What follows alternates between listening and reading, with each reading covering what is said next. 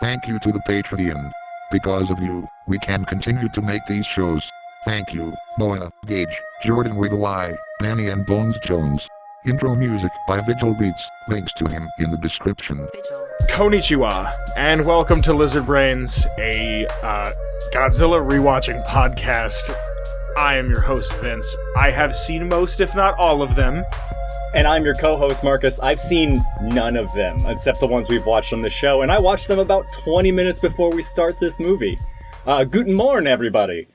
How are you, friend? How have you been? I'm doing all right. Got a bit of an issue going on with my shoulder at the moment, but everything else is doing good. It's fucking snowing here in beautiful, sunny Pennsylvania. I guess it's not sunny, it's snowing. How you been, man? What you been up to? I've been busy. I've been doing stuff, doing things. I tried playing a video game the other day. Oh boy, what game? Did you ever hear of Horizons? Yeah, Horizon Zero Dawn? Yes, Bow Woman? Oh yeah, with the cool dreads and shit? Yeah. Hunting like dino monsters? Yeah. Yeah, that's a good game. Yeah, I played it once before, but I played it on the really hard difficulty, and then I hit a point where I was just like, I got upset, and I was just like, I gotta fucking beat this now. And I don't know what happened, so I'm just trying to play it again. Fair, but we just What's up? Go ahead. I was about to say, I just started playing Dead by Daylight for the first time, and we don't have to get too much into it, but holy crap. Totally worth playing. And I thoroughly enjoyed that game. Anyway, but yeah. We gotta play Left 4 Dead. Yeah, absolutely. Now that you have something viable to play on, we should play Left 4 Dead. Okay. I'll find it. But we just watched a movie. Oh, yeah.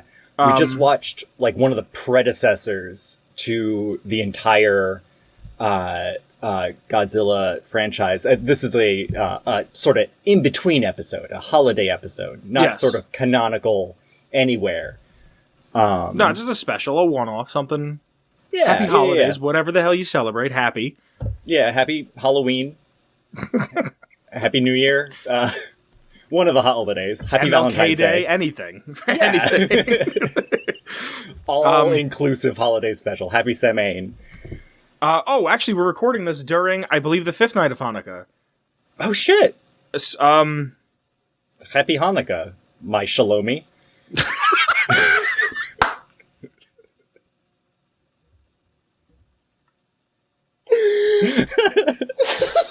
Mazel tov. I was trying to think of what to say, and I didn't want to say mazel because I wasn't congratulating you. And then I couldn't think of, like... The word Shabbat Shalom just escaped me. It's 2 words, I think. I don't know exactly what the fuck... Oh, no, I know. I pictured it as hyphenated. I don't know why. We watched Frankenstein from 31. Yeah. So good. Holy crap. Very good. Have you ever seen this before? I thought I had seen this before, but it turns out the one I watched as a kid was not this one. Like, I only have vague memories because I was a small child at the time, but this was different. Yeah. But yeah, spoiler free though, it was a good movie.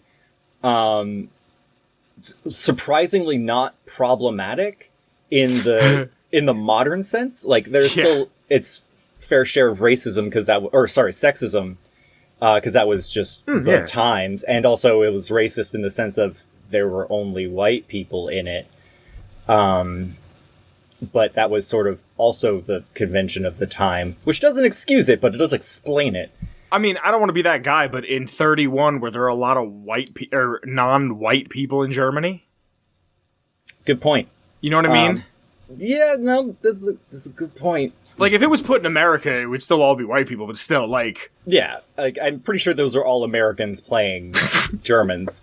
You know what was, like, a weird thing that I thought to myself when this was happening? Oh, what's that? And, like, I don't think this is a spoiler, because everybody who grew up knows the story, at least some version of Frankenstein's monster. Dr. Frankenstein, Henry Frankenstein, in this one is talking about doing experiments on bodies and I was like, oh, so the Germans were doing that in 31, and then they were doing it in the later 30s and the 40s? Like, Hey. yeah, it was just like one of those weird, like, ooh. Oopsie doodle. Yeah. But I mean, this is a movie that, like, even there are some parts of this that are haunting, that are scary. It's not so much a suspense movie, but it's almost like the first slasher. Not in the sense of like, what's his name? Jason Voorhees going around with a machete, or Michael Myers going around with a big anus knife, but just like a dude on a rampage. You know what I mean? Yeah, like a supernatural being that you can't reason with, whose motives are unknown to the fucking protagonists in this movie. Yeah. What I found most interesting about this particular movie was, like, the book is about how it doesn't matter who you are inside, externally you're judged as, if you look like a monster, you are a monster. Did you read the book? Again, a long-ass fucking time ago. Okay. I did a book report on it and everything. That was when I was still in school, and holy crap, it's been a long time since I've been in school, but I still kind of remember the themes. Like, all I remember when I read it is that the teacher I had was really cool when we read it. Hey, and that's handy. Yeah, and then the monster and the doctor have a conversation about what it means to be human, and how the monster is like a compassionate feeling being, and then he like leaves the doctor for a while and like travels the world and comes back. Yeah, like there's a lot of existential dread in the book. Yeah, like he learns Italian and French and German and oh, English. What a gangster. Yeah, right? Like, worth mentioning, the version I read, I was an audiobook. Nice. So I read it with floppy bunny ears. Yeah. But still counts. But yeah, like, the monster that is in the book is a different monster than is in the movie. And also, doubly so, because the monster and the creature are two different things. Does he refer to him as the creature in the book? I believe so. I remember that being a thing. But also, more like, I'm trying to touch on the point that the bad guy in the Mary Shelley book isn't the creation, it's the doctor. Yes, like, I understand what you're saying, yeah. Just want to throw that out there as soon as possible, just so we're not debating that later. That's the clear message. Yeah, no. I mean, obviously, it's they make Henry Frankenstein in this. Is his name in the book Victor? I believe so. Why the fuck is his name Henry in this? Because that's the hero name. Like Butch. Yeah, or Dick. Sam. Yeah, those are all hero names, whereas, you know, Victor or Ivan. Like his henchman guy. Oh, Fritz. Fritz. Yeah, suddenly. Like, I was expecting Igor. Like, I was waiting for, like, the master. Like, I was waiting for, like, that, like... Yeah, oh, God, what was that actor's name? Oh, fuck. What was that actor's name? I don't know. Who did this voice? Yeah. So well. Henry Laurie. Peter Lorre. Yeah. You want to know how I thought of that? You want to know how I fucking thought of that? Yeah, please. Okay, so I didn't grow up watching Ren and Stimpy. Oh my God. A few years ago, I like fell down this rabbit hole of the impact that Ren and Stimpy had on animation and on everything. And I started looking more and more and more and more into it. And the guy who created the show, John Kay, who's apparently he's one of those art and artist type of guys where you don't want to like him, but he's a genius. You know what I mean? Fair enough. And like the work he does is amazing, but he's his own worst enemy. And he based Ren Hoke off of Peter Lorre. That fully comes through. Yeah. That makes total sense. Stimpy is one of the Three Stooges, and I can't remember which one. Larry. I think so. Well, because you have Mo, who is, you fucking knuckleheads. Then you have Curly, who's like, hey Mo! And then you have Larry, who is just like, I don't know, guys. I actually play the Stradivarius in real life, so I'm going to bring it in on this life. Like, Yeah, You know. so that's how. Yes, but I pictured him. I was waiting for that, like the hunch. Like he had a hunch and he walked kind of crooked and whatnot. But like, Yeah, but he was also kind of handsome. yeah, Actually, that's also worth mentioning. There were very few people in this movie with lines, with dialogue, that were not attractive in a strange way. Like, Henry's father was an old man, but like... he was put together. Yeah, he was Yeah. a seasoned old Scottish man. I think he was supposed to be German. I mean, they all spoke with a transatlantic accent, Yes. so it's real hard to say. I do want to point out before we get into the spoiler territory. I don't even yeah. feel this movie's 89 years old as of this recording. I kind of feel weird saying spoilers for a movie that's like been getting a senior citizen discount for 2 decades. You know what I mean? Yeah, like, no. But I mean, also, to be fair, had either of us seen it before today? No, that's right. That's true. But it's one of those things that is just like I've never seen Harry Potter. Well, I lie. I have seen Harry Potter. I've seen it like through osmosis. Yeah. Shit. I do really hate the movies where you don't have to have watched them, but you can still... Yeah, The Sixth Sense. Let's see. Never seen it. Fair enough. I know what happens. I know the twist. Like, Yeah, that's a damn shame. yeah. Because that is possibly the only good movie that Mr. Shyamalan has ever made. But that's an entirely I different like video. Split.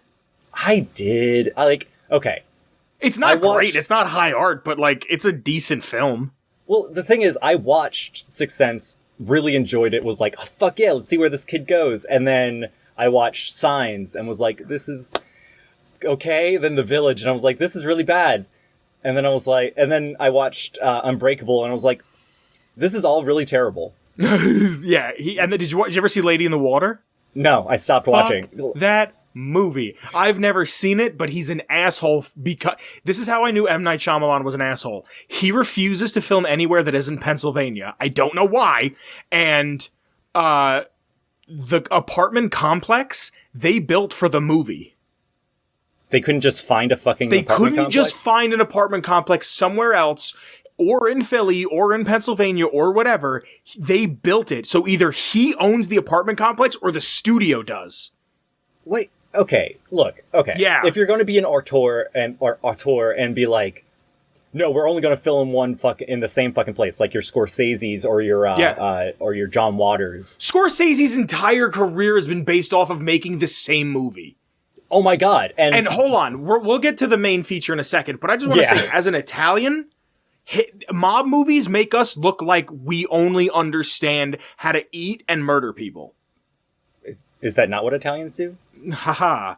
Sorry. But like, no, I see your point. Like, come on, we're better than that. Like, I don't want to say it's Italian blackface, because it's not, but like, or maybe the word I'm looking for more is like an Italian minstrel show. You know what I mean? It's a gross reduction of what the Italian culture is all about. Because, going back just a little ways, the fucking Renaissance took place in Italy. Like, you got your Leonardo's, Da Vinci's, and your Raphael's and such.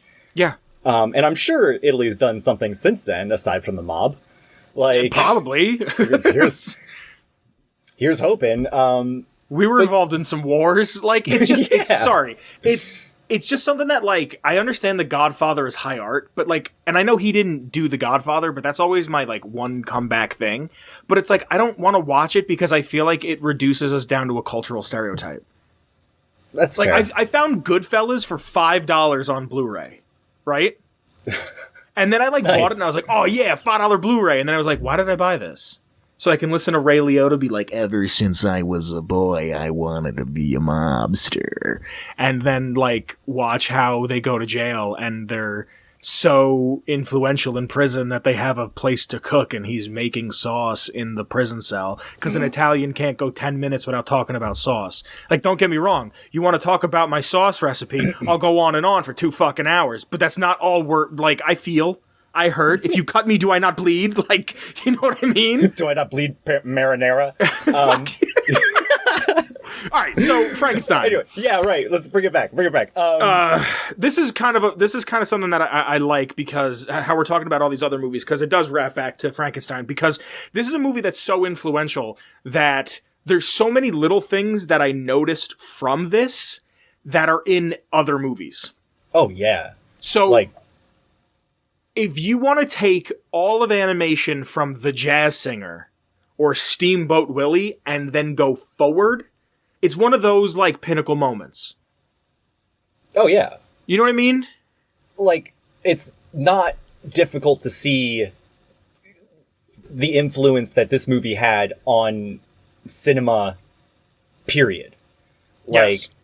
Like, it's amazing. It's based on a book. Like, it had a 3-act structure, I think, if I'm remembering correctly. It was only 10 minutes ago. Come on, I should remember this. I guess. Well, I mean, like, there was a random love story for no good reason. That's been a trope since this movie. Probably since before that movie, but, like, they had it for some no good reason. And you know what's funny? I just bitched about The Godfather, and that reminded me of The Godfather. The one kind of, we'll get to it more in the spoiler territory area. But like the whole theme of like what's going on, I was like, oh, that reminds me of The Godfather. I mean, what's the saying? Average artists borrow, good artists steal. Yeah, absolutely. And yeah, this, like, without getting into spoilers, it's definitely worth watching this movie to see it. Just for historical context. If you're a fan of film, if you're a fan of any form of cinema, for historic context, this is a wonderful film and it's good. Like, it's just, dude, Boris Karloff must have been a phenomenal actor outside of all of the monster stuff he did, because he was just phenomenal. I'm sorry, do you mean question mark? Yeah. Like, he was Go on? And I know, like, hot take, the OG Frankenstein movie is good, but, like, seriously, though, it is really good. Let me just get here, but, like, because I want to talk about some stuff. I don't really have a write-up, per se, but I do have the Wikipedia page in front of me. It was directed by James Whale. It was produced by Carl Lamlin Jr. Screenplay by Francis Edward Farragut, Garrett Fort, and uncredited was Robert Foley and John Russell. But the story was by John L. Balderson, and it was an adaptation from that story, and a scenario editor on the film was Richard Schaer. And it was based on Mary Shelley's Frankenstein, and also based on the play Frankenstein by Peggy Webling. Huh. Neat. Music by Brandon Kahn. And honestly, Brandon Kahn did a good job. If any, I think it was okay. To me, it wasn't like crazy, the soundtrack. I mean, it was the 30s. Yeah. Oh, yeah. Of course, it's a Universal picture. It came out at what to me is baffling, November 21st of 1931. Yeah. I would think of this as like, oh, it's October. Let's have the monster movie. But whatever. I mean, it was a different time. Most of that's like modern. Yeah. Modern corporations trying to get people into a consumer schedule, which I think is like so funny to see it then and then see it now. Like, I'm so used to, like, oh, the Scary Movie comes out in September or October, that I'm like, why the fuck you put this out in November? You put this out on the motherfucking fall solstice. All right, so, anyway. This movie cost $262,000 to make, and it made a return of $12 million. What the fuck? That's a lot of money. That's a hell of a lot of money. Remember that. Let me see. Vamp quick. All right, so, actually, while we're doing this, I can talk about how awesome Mary fucking Shelley is. Oh, cool, yeah. Yeah, because Mary Shelley is one of the most hardcore goth motherfuckers to ever have walked this fucking planet. Like, first of all, she wrote Frankenstein, the book, the novel, this couple 1,000-page horror story. When she was bored hanging out with her family during a pandemic. Oh, wow. Yeah. How come you didn't write a book during the pandemic? Motherfucker, do you think I'm not writing a book during the pandemic? Damn it, now I gotta write a book. Just to show him up. Yeah, some bitch. Spiteful. I'm gonna call it Spite. And it's just going to be, Vincent is an Italian mobster. And it goes on to be a literary classic. Yeah. Hold on, can I just cut you off quick? Oh, sure. So in 31, 200, it was $262,007, is $4.485 million today. Okay. So that's still pretty cheap. Yeah. Let's see 12 million quick. Okay, while you're doing that math, Mary Shelley. Okay, oh my god, it's 205 million. Oh. My god. That's a hell of a return. 4 million, and then you what the fuck? Damn. Dude. That's 1,611 plus 1% interest. Yeah. Holy shit. Sorry. Mary Shelley, please. It's all good. I'm starting to think that movies are a good way to make money. Maybe. But yeah, Mary Shelley. Okay, so not only did she write this fucking book, and it was just her family hanging around and telling each other ghost stories, and so she decided to write hers down. After that, after she grew up, she lost her virginity on one of her parents' graves, to her husband, who had a rare condition where his heart calcified, like turned to stone, and it killed him. And so for the rest of her life, she carried around his heart. His stone heart with her. No fucking way. Way, dude! She was so fucking what the badass. Fuck? What a gangster. Dude, she's more badass than both of us combined. And holy shit.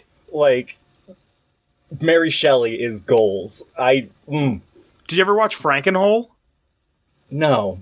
It's an adaptation of all of the Mary Shelley books. Okay. Into like 15-minute, I think they're 15-minute. I never actually saw it, but it was by Dino Stephanopoulos, if I'm saying it correctly, the dude who made Moral Oral.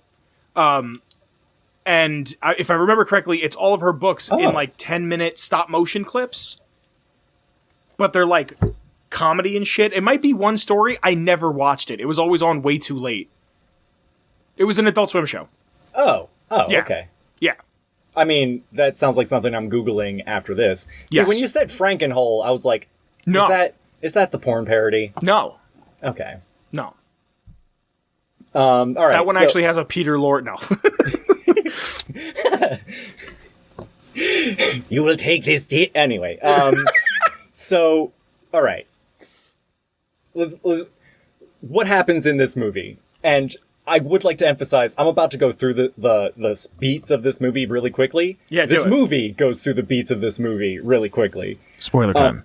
Spoilers. So, our hero is revealed to us at a funeral, where it's just people crying, and actually, in this scene, I had a thought.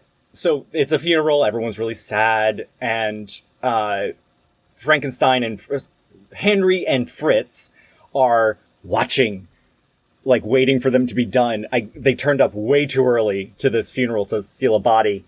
But it brings up, like, apparently there were just jobs. Like, I can never tell when old movies are trolling and, like, these jobs never existed and they just needed some dude, or if, like, these actual jobs happened. Like, they're at a funeral and there's a monk watching the whole procession, and he just has a bell on a pole, and he rings it in time with the bell at the church. Like, is that a thing? Is that a thing that actually happened? Yes. The term Saved by the Bell comes from before they had, embalming. There was when they would bury you, they would tie a string to your finger, and it'd be attached to a bell. And if you woke up, you would move, and the bell would ring, and they would dig you back out. And that's where the term "Saved by the Bell" comes from. Okay. Yeah, so that was a real thing. I don't know how long they would have left it up for. I'm assuming like a day or two. Well, but it was just like apparently a thing where you just buried alive people. I mean, fucking 30s were hardcore, but like I'm not talking about that particular thing. Oh. Like literally there was a monk there with a bell on a stick, and he was just ringing it along with the church bell. Yeah, and that opening I wasn't there in the 30s. Me neither. I'm asking the general public, whose Google skills might be better than mine. Anyway, so they're at this funeral. They wait for the entire the he passed and all that bullshit to happen, and like they watch this dude bury the dead person, and then immediately as soon as he leaves, they're like, "Okay, let's get him!" And they rush up, dig the motherfucker up, put him on a cart, and then they find another body, and they're like, "Hey, cool, we have another body!" And they cut him down, like, they send Renfield up a pole, and they cut him down, he falls, his neck's broken, it's unusable. And then we cut to an anatomy science class, where I guess they just watch autopsies for fun. And, like, they just watched this dude remove a brain from a body, and, like, live audience, the preservation skills back in the day were not the best, so I can only imagine the smell. That was Twitch. That was Twitch in the 30s. Oh my god, you're right. Twitch, but like Wikipedia also, because it was educational. Yeah. But then like everyone starts like laughing when the guy bumps into a skeleton and he starts bouncing up and down like, he hit a skeleton. Hilarious. Like, I guess this was before TV was a thing, but God, they must have been bored. Anyway, so he goes on to discuss his incredibly racist description of, like, human brains versus criminal brains. Like, blaming the development of the brain on why criminal activity happens. Not at all societal things. But sure, whatever. Thus, we have our setup for Renfield to break in and steal the wrong brain! Oh no! Which he does, breaks in, they build the body, and then we cut to random woman and random man with a pencil mustache, who is not, like, this is, I believe, one of 3 women who have lines of dialogue at all. Oh no, the help speaks. Oh, that's fair. They do speak in unison. Yeah. All right. So, but that's like not till the end. But so anyway, she's all like, "Oh, my Henry! Oh, we must go save him. I don't know what he's been doing." And now we discover that Henry is a trust fund kid. Yeah. He's just a trust fund doctor with a pet project that he just needs to work on, being funded by his really rich father, who his father's only concern is that his son has a kid. I've never seen someone more dedicated to getting their kid laid than this father. Yes. Right? And so he sends the girlfriend's gay best friend and to the university where he used to teach to find the scientist that just did the autopsy. They decide, all right, fuck it, we're going to go check out Frankenstein's lab up at the windmill tower. Oh, worth mentioning, in the scene where we meet the father is where we meet the Burgermeister. I had no idea what the fuck a Burgermeister was. Oh, the mayor. Yeah, he's the mayor. Burgermeister Meisterburger. We meet again. For the first time, for the last time. Yes. But yeah, so they go up and they're like, it's pouring down rain, and this is the storm that that Henry needs to bring about life because he's got an ego. It's unclear in this movie why he does anything, but he needs to do it. And so they're knocking on the door. Which is this is one of my favorite scenes in the whole movie because he's like, we can't be interrupted. So he sends Fritz down. Why are you calling him Renfield? Because of my favorite adaptation. Okay, that's what I thought. So, real quick side note, I feel a more faithful adaptation. Yeah, I feel like a more faithful adaptation of Mary Shelley's Frankenstein is the Mel Brooks Young Frankenstein. There's a part where they refer to him as Young Frankenstein, and I was like, haha. Oh my god, no, I'm calling him Renfield because of fucking Dracula. That's Renfield. Oh? It's Igor. Sorry, Boris Karloff also played Dracula. Boris Karloff... Yeah, but wasn't that, like, more famously done by Bela Lugosi? You're right, it was. I'm not saying that you're wrong, I'm just saying, like, isn't, like, the Dracula Bela Lugosi? Yes, it is. Okay. That is, like... Honestly, there's an entire avenue of Bela Lugosi being Dracula that is a thing that I'm not aware of. You know what I mean? Like, there's the goth subculture, as I understand it, as an outsider. There's an entire thing about Bela Lugosi being dead. And, like, it's a thing. I have no idea what it's about, but it's a thing. Okay. And, like, you know, with all things I don't understand, it scares me. So we get to the scene where Frankenstein's like, I need the lightning. Yeah! Anyway, so that's when the girlfriend and the gay best friend turn up. And he sends Igor, Fritz, his name is fucking Fritz. They send Fritz to be like, send him away, whoever they are. And Fritz goes, it's pouring rain, and Fritz is like, he opens the door and like, who are you? And they're like, let us in. And he's like, go away, and slams the door. And just like, that's the whole thing. Yeah. And then Frankenstein comes down, finds that it's his girlfriend and the gay best friend and his mentor, scientist guy, whose name I did not catch. The scientist, no. Say what? I didn't get the scientist either. Yeah. It doesn't really matter. Yeah. So they go to... Frankenstein goes there and he's like, go away. And they're like, but please? And he's like, all right, fine. And then the gay best friend calls him crazy and he's like, oh, you want crazy? I'll fucking show you crazy. How intense was that acting? Dude. He was like, I'll fucking show you crazy, bitch. Like, yeah. It was so... Like, this movie has great acting. Like, and this is something that I wanted to make sure that we talked about. The intro credits, because back then, you put the cast in the beginning of the movie. It doesn't say the actors. It says the players. This was still play acting with a camera.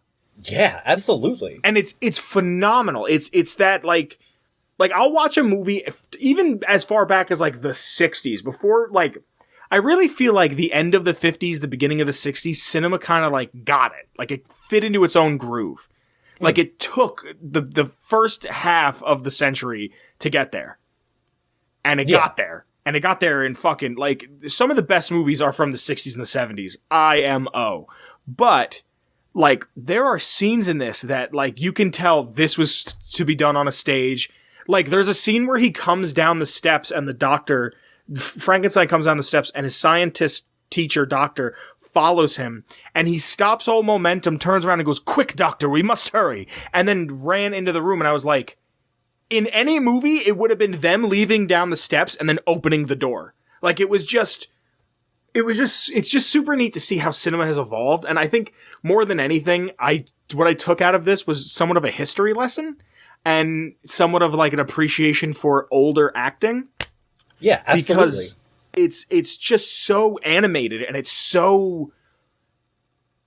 It, like, puts you on the edge of your seat and it makes you think. And not makes you think, it makes you think of who... Of what it was to go to a movie. Because the entire time I'm sitting there going, like, I wish I could have saw this in the theater. Like, I wish I could have saw this the week or the month it opened and just, like, sat there with an audience. Like, this must have been fucking terrifying. Oh my god, I cannot imagine. Especially because, like, there was nothing really like this prior. Yeah. And, like... It was 31. Yeah, and also, we have the benefit to be able to compare and contrast this to like a modern day horror movie, something like The Purge. No, it's not a horror movie. Well, check this out. Check this out. You ready for this? Checking it out. This is a podcast where we watch Godzilla. You know what I mean? Oh! No. Like, seriously, like, the first one didn't come out till 20-something years later. Oh, shit, you're right. You know what I mean? And look how different that film is from this film. Yeah. And, like, look how that was a movie that most likely was shown at some point in time in Japan. And to the point where Godzilla 2, Godzilla vs. King Kong, was originally supposed to be Godzilla versus fucking Frankenstein. True. So, like, the impact as a whole, and how you said we can compare things, is, and how you brought up The Purge. You could talk about this, you could talk about Saw. None of these horror movies The Thing does not happen without this movie. True. And I fucking love Kurt Russell in The Thing. When did the not Carpenter, the not John Carpenter version The Thing out? From Another Planet? Yeah. I'm looking at my poster. Thing from Another World? It doesn't say, but I want to say 50-something. And that movie, I remember, I don't know if I said it when we saw it together, but The Thing from Another World, that reminded me very much of Frankenstein. Oh, absolutely. Just like, the way he moved and the way everything was lit and the shadows and closing the door and just all of that shit. Yeah, like and the fact that he didn't have any dialogue really. Yeah, and Frankenstein's monster in this just kind of goes, which, like, does he talk in the sequels? I have to imagine he says like very rudimentary things, because like in this one he doesn't. And again, in the book, he spoke fucking 4 languages. Yeah. That he taught himself. Let me just speed run through the rest of the beats of this film, if I may. Yeah, do it. I'm going slow. So, he summons this beast to come alive, and the doctor goes, this is immoral, this is wrong, what you're doing is... There's this scene... This is another part I wanted to speak on. When he gets when Frankenstein gets the monster to move its hand after it's been hit with the electricity from the sky, he kind of like freaks out and he goes, I know what it is to be God. Oh my God. And I genuinely got chills during that part. Like, it's a movie from fucking 90 years ago. A movie that's like older than most people's grandparents. Made me feel something. So fucking almost 100 years later. Like, you know what? Like, that's amazing. That's because you're not going to look at hieroglyphics and be like, oh my God, can you believe this story? Like, you're going to look at hieroglyphics and go, haha, owl cat. Like, and then you're done. You know what I mean? Like, yeah. So the fact that I like got something out of it, like, meant, like, I remember like smiling and then like realizing I was smiling and then I had the chills and laughing about it. And, so he says this whole speech. The doctor says we must kill him. He's like, no, he's a baby. He's only 3 days old. Let me work with him. And there's something really haunting about the scene where Dr. Frankenstein opens up the sunroof and the monster like reaches like a baby reaching for its mother for the light. Like, there's something which I know isn't going to be explored because it's the 30s, but if it was a movie made today and it was made with the respect that this movie had made, and if they remade it with the respect that this movie deserves, you'd maybe see something about the monster thinking about who he was in a past life and how these new amalgamated pieces of himself, part of them yearn for the outside. Part of him may have hated being outside, but another part of him just wants to feel that embrace on his skin again. And eventually, which is probably more explained in the book. Again, I didn't really read the book. I read it. I took a test on it, and I passed, but I don't remember it. It was also high school, and that was a wild time. And then they decide they're going to kill the monster, but he goes back, Frankenstein, for his wedding day with his bride, Elizabeth, and she even, like, foreshadows it in a weird way. She's like, something is going to... What's up? Let me cut you off. Let me cut you off real quick. Sure. Because there's a very important part before, like, right after his brain's still developing. We just give it some time. We discover that Fritz, apparently doesn't like the monster, and we discover that the monster doesn't like fire. So Fritz consistently tortures this monster to the point where he starts freaking out. Like, the instant he sees fire, he starts freaking out, and the doctor's like, quick, tackle him to the ground and tie him up. Yeah. Like, I feel like there should have been some form of, like, in the same conversation where he said his mind is still developing, he then goes to quick tackle him and tie him up. Yeah. And then Fritz is torturing him with the fire, and so Frankenstein kills him. Like, full on ties a noose and hangs him in his room. Yes. And so the doctor, upon seeing this, is like, well, nothing left to do but to lock the creation, my baby boy, in this room with the dead person he just killed. Like, that was very rough to watch, because, like, fuck, dude. Like, it's haunting. It's chilling. But he gets out. The monster eventually gets out while Henry Frankenstein is going through the beginning of his wedding. And the monster meets this little girl. And this little girl's like, hey there, you want to play? And he's like, fuck yeah, I want to play. And they're like playing patty cake and throwing flowers into the water that's right by her house. And her dad like just left, and apparently the mom's not there either. And then he's like, oh, flowers float. Does girl float? And fucking chucks this little girl in the fucking water. And turns out girl can't swim. Yeah, and like I love how he also realizes what he did was wrong. Yeah. Like, something inherent inside of some sort of human nature is like, oh, fuck. Oh, shit, I fucked up. Shit. I really like that scene because if this were a modern horror movie, the girl is more scary than the creation. Why do you say that? I mean, I don't know if you've seen many modern horror movies. There are a lot of terrifying little girls. Oh, yeah. I don't like horror movies. They don't do anything for me. This is different because this is different because it's a cinematic classic. But, like, I have no interest in Friday the 13th. I have no interest in Halloween. I have no interest in many break horror my movies. Heart.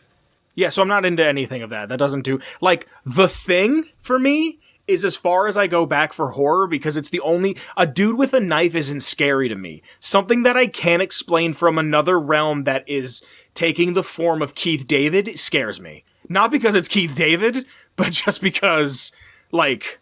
I don't know, run into Keith David as his character from fucking Requiem for a Dream, and... I have to see that. Do you, though? It's real sad. That's my fucking bread and butter is sad. Fair enough. Then do it. Did you ever see Happy Feet? No. Go back and watch Happy Feet. I was watching that the other day, and I was like, I used to love this movie as a kid, probably because it has a bunch of great, like, they sing Prince and, like, Stevie Wonder and shit, and I'm sitting there and I'm watching, I was like, oh no, I like this because it's sad. There's a penguin who's choking on a six-pack ring for, like, 35 minutes. What? I don't want to see that. It's fucking good. It's a good, it's like propaganda for kids. It's like an environmental propaganda movie, but it's really fucking good. Like Ferngully. It's been a minute, but yes, I know what you're talking about. Okay, I gotta take this. Okay, this hump is... Alright. Alright, you taking off the hump? Yeah, I'm taking off the hump. Alright, I'm taking off the hood because I'm fucking sweating. Oh, okay. Wow. Oh, I can see out of my left eye. Holy crap. Oh, I feel like I've just... like, wearing the hump is how I end up looking when I'm playing video games and in my computer. It's just my shoulders up here. I had a friend who used to play like that. He would play like that, and then he would, like, claw his hand around the controller. This movie. All right. So, real quick, about horror movies. Yeah. There's a difference between horror movies that are designed to scare you and horror movies that are designed to entertain you. So, I feel like that's ass backwards. The difference are backwards? What? No, I feel like that's an ass backwards concept. Then it shouldn't be a horror movie. It should be a thriller. I mean... A horror movie is meant to scare me. This is how I see it, right? A horror movie is meant to scare somebody. So, like... Well, I would even say Jaws is a horror movie. Even though it would probably be classified as a thriller. Well, the way I understand it, what makes a horror movie and not a thriller is the fact that seeing blood, guts, and gore is technically horrific. Does that make sense? Yeah. So, like... That does. That seems like a really semantic-y, technicality type difference, but here's how we can wrap this all up. Yeah. You ready? Let's do it. Putting a genre on art is dumb. Touche, good salesman. But I bring it up because horror movies that are meant to scare you, that are trying to scare you, tend to, like, that's not my jam either. Horror movies that are designed to entertain me, I fucking love. Like the Evil Dead trilogy, or the Evil Dead series, excuse me. Anything Evil Dead is hilarious and good, in my opinion. See, but that falls more into a comedy for me. Like, I get what you're saying. I understand what you're saying, but I'm saying the way I see it is it's more of a comedy with horror elements. Well, that would be Young Frankenstein as well, and those are definitely two different kind of movies. But that one I consider just more of a comedy. All right, fair enough. Like, I mean, I'm not telling you that you're wrong. I don't want you to think that I am. I'm just saying from my perspective. And, like, again, that's why it's dumb to put labels on art. No, it's totally fair. I'm just going to have to beat you up in a Denny's parking lot. That's fine. I'm cool with that. Fair. Can we film it? Oh, dude. Can we be in giant, like, costume? Absolutely. Fuck you! This is why you're my friend. The Lizard Brains live action segments. Yes.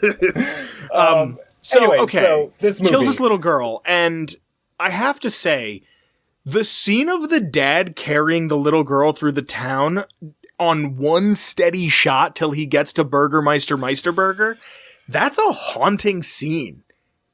Fully agree. To watch this man carry the dead weight of his dead daughter through a small German town as, like, not everybody in the background picks up on what's going on. There's dudes in, like, lederhosen dancing, having a good fucking time because, like, the rich dude in town is about to get married. And then there's, like, old ladies who are standing up because this guy is carrying a dead child.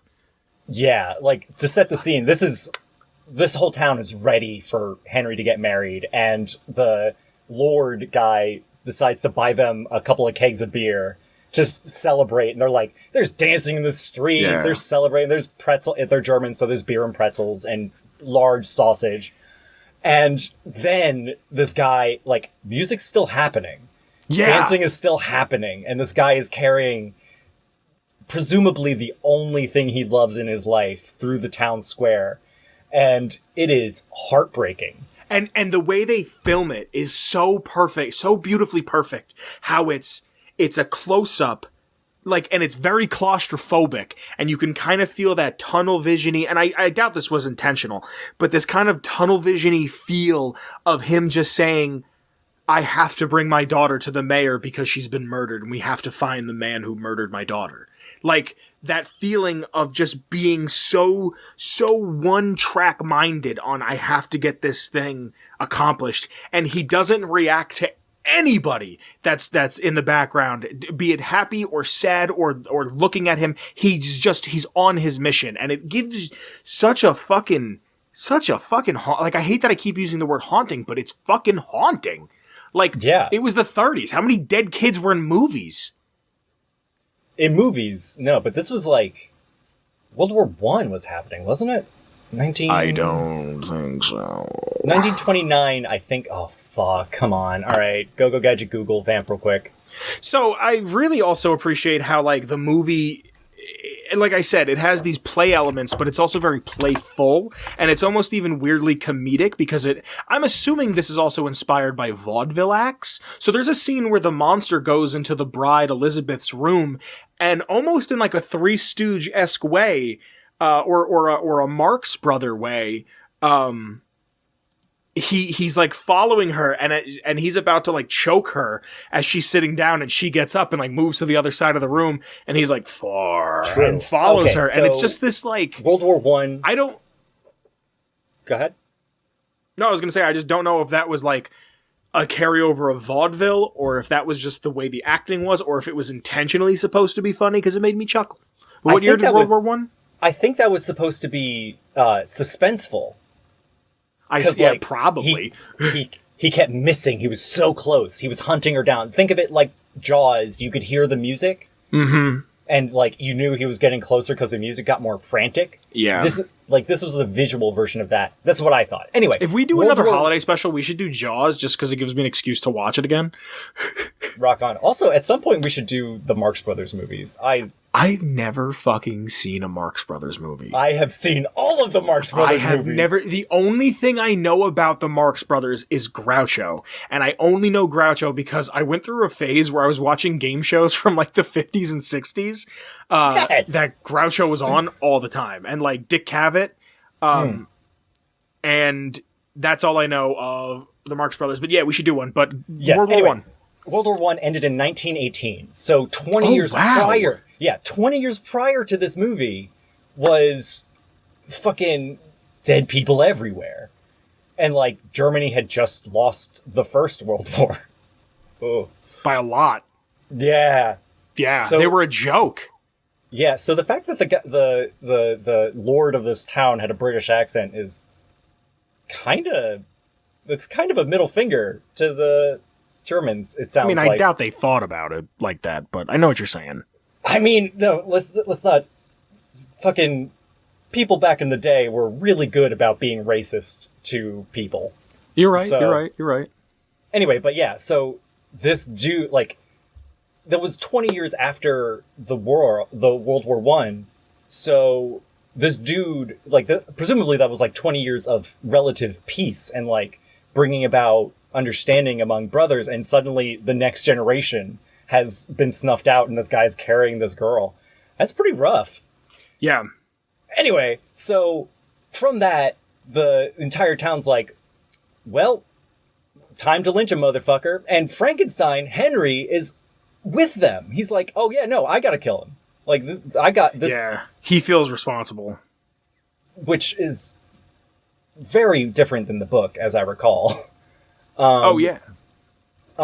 So they organize a lynch search party with torches and dogs and pitchforks. Like, you've seen that trope 100 billion times in movies.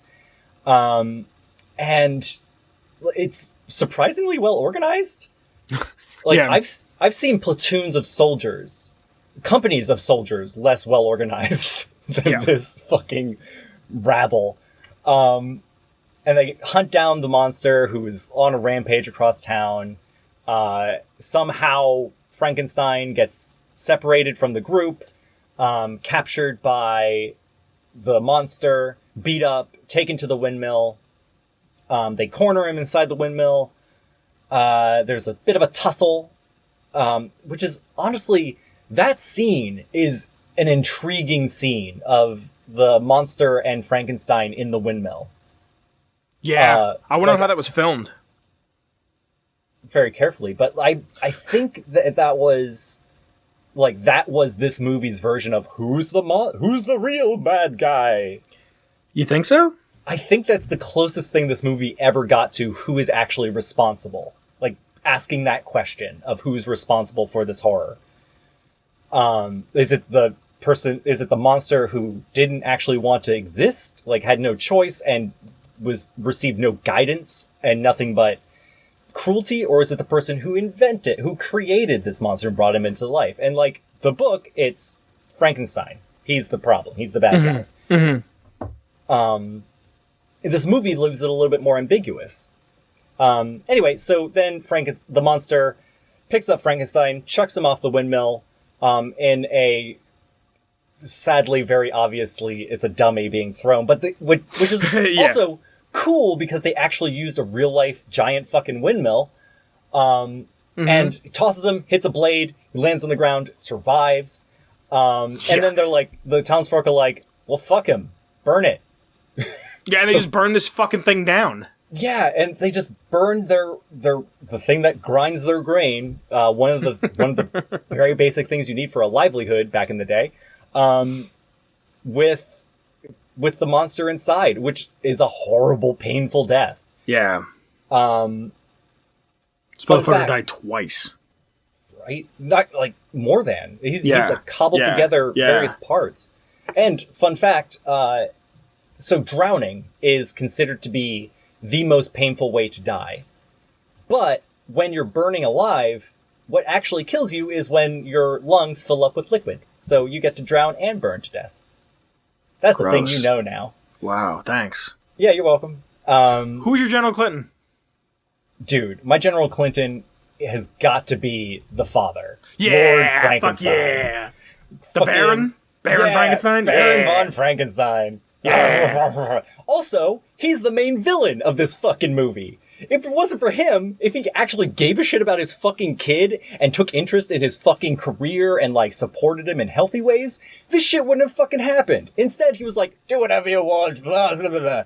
Fuck whores. Just do it. Just have a kid at some point. And, oh yeah, also one of the weirdest endings I've ever seen in a movie, because they carry Frankenstein back to town to nurse him back to health, and the help are all tittering, like, hee hee hee, bringing them this ancient bottle of wine, and the father, Baron von Frankenstein, is like, oh, he doesn't need this wine. And I think the implication is Henry got beaten up, chucked off a windmill, and, like, had every bone in his body broken after creating a monster that killed a child and a few other people.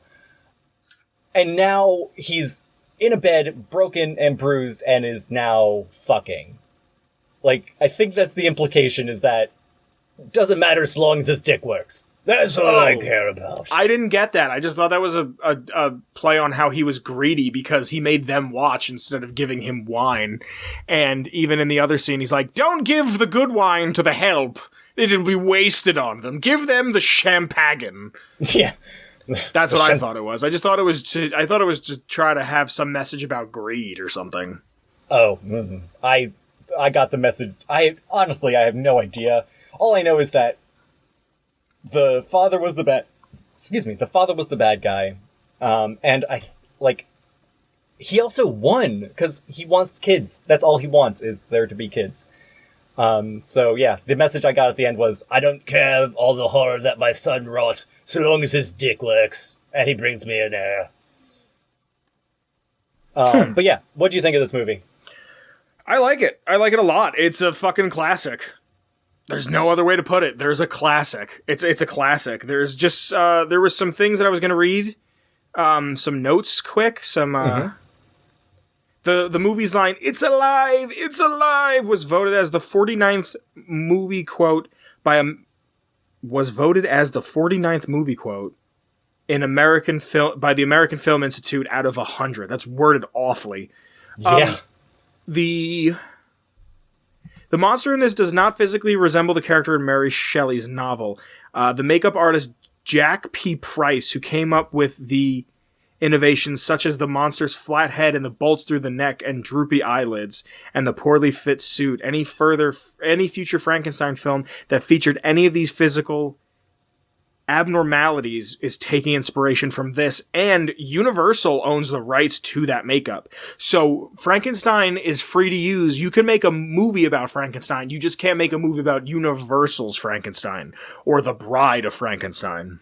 That makes sense. I did wonder, why the fuck the flat top, though? Like, what scientific reason? The way I was thinking was your brain kind of fits perfectly inside of your skull. Maybe it was too big of a skull. Oh, so we just wanted, like, extra padding? Extra Maybe. room? I don't... Possible. I don't know. Or it just looked cool. Oh, here it is. The monster's makeup by Jack P. Pierce is under copyright to Universal through 2026 and licensed by Universal Studios Leasing. So by 2026, you might be able to see this version of Frankenstein used in what's it called? It's like free to use. It's fair use. Fair use. Yeah, it's the public domain. It'll be in the public domain. That's it. There's 2 Mickey Mouse cartoons that are in public domain because Disney never renewed the copyright. Because Disney's the reason why we don't have more things in the public domain. Because as crazy as it sounds, in 100 years, Ice Cube or Ice-T should be in the public domain because that's how you can't fucking monetize an idea for 100 years. But whatever. But shit isn't being added to the public domain because it used to be like it was the work. And then 20 years, and then it was the artist, and then 20 years after their death, so the family could be taken care of. And now it's like the death of the artist, and then 70 years. Yeah. So if you make something at the age of 20, and you live to be 90, you get the money all that time, and then 70 years after you're dead. Yup. Because, I mean, go figure, Disney is a crazy evil monopoly trying to completely monetize everyone's nostalgia. Yep. Surprise. Wow, in this movie, Boris Karloff is considered a late bloomer in Hollywood. Frankenstein from 31 premiered when he was 44 years old. Whoa, that's crazy. Wow. I had no Each idea. one of his shoes weighed 13 pounds each. Damn. Yo. Oh yeah, that was another thing about this movie that I noticed. Like, the consideration for the safety of actors was at an all-time low. Like, the fight scene He was fighting on top of fire! Yeah! The fight scene between Frankenstein and the monster, like, they're beating each other up, and there's a fucking lit torch on the ground, and he tosses him onto the torch. Like, Marcus. Yo. I could talk about this movie forever, but I have a lot of things I have to accomplish. Agreed. What would you rate this? Ooh, I would rate this... See, I don't think it's fair to rate this particular movie, because, I was thinking that too. This is a classic. It's sort of beyond rating. I give it a classic out of 10. Agreed.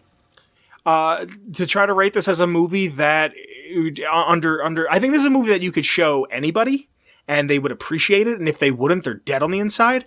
And you can strike them with lightning and they'll come back to life. But I think it's just one of those where I think I've said it on here before. Did I ever tell you why I don't like the Beatles? No, did I ever tell you why I don't like the Beatles? Yes, you have. Okay, good. No, I have told you the story personally. Not on the show. I don't like the Beatles because by time I heard the Beatles for the first time, I had heard everything that was inspired by the Beatles. So it wasn't new to me. Fascinating. This is one of those things. There are so many things in this that I've seen before because they took it from here. Yeah. It's a classic out of 10. Yeah. Oh, I definitely, like, you could definitely show this to anybody. I would also recommend reading the book. Mm-hmm. She was 19 when she wrote it. Right? Yeah. Fucking... She was a gangster. More gangster than anyone you've ever met. Yeah. Fucking Marry Shelly's awesome. Yeah. Anyway, so thank you all for joining us on this holiday special. Find us on our social medias. Links in the description below. Yep. You can find me in the Discord and nowhere else because I just don't exist on the internet. There's a link to the Discord down below. There's also a link to a Redbubble, and there is a link to a Patreon. Both can be used to help support us. You can throw us a couple bucks and get yourself a t-shirt or some stickers or something, and if you throw a couple bucks to the Patreon, you just know that the show is getting bigger and better, and it's all help. All thanks to you guys, and there should have been something earlier in the program that was about that. Like Marcus was saying, links to everything down below. I think that's everything. Yeah, I think we got it. Thank you for having me, Vince. Thank you for being here. Have a great day, everybody. Happy holidays. Happy whatever you celebrate. Mm-hmm. Bye. Bye.